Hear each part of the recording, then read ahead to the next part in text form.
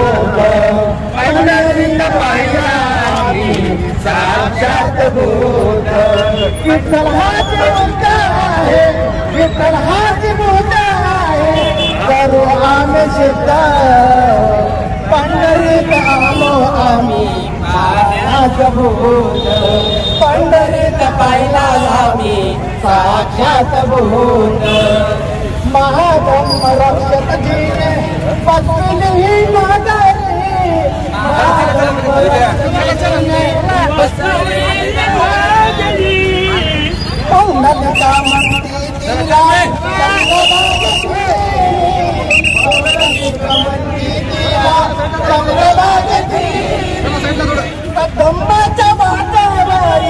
सतंबाच्या वाटेवारी मन करून शुद्ध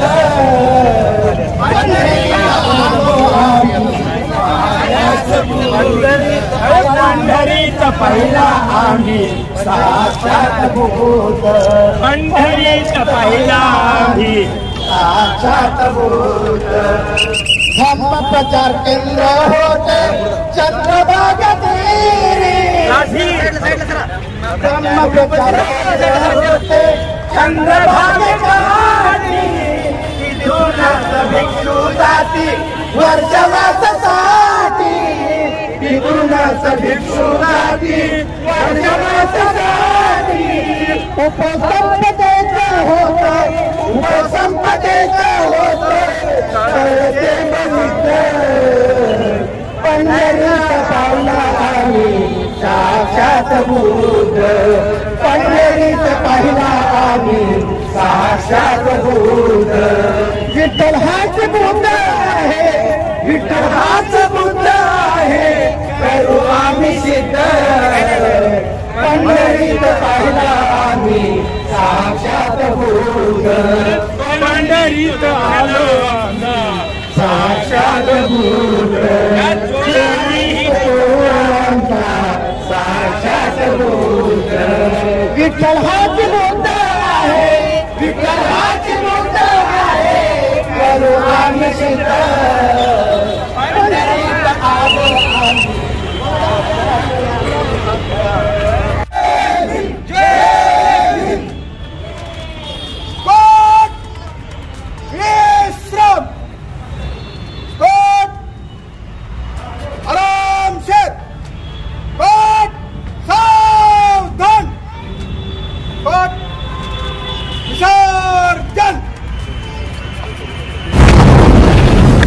आवाज बहुजनांचा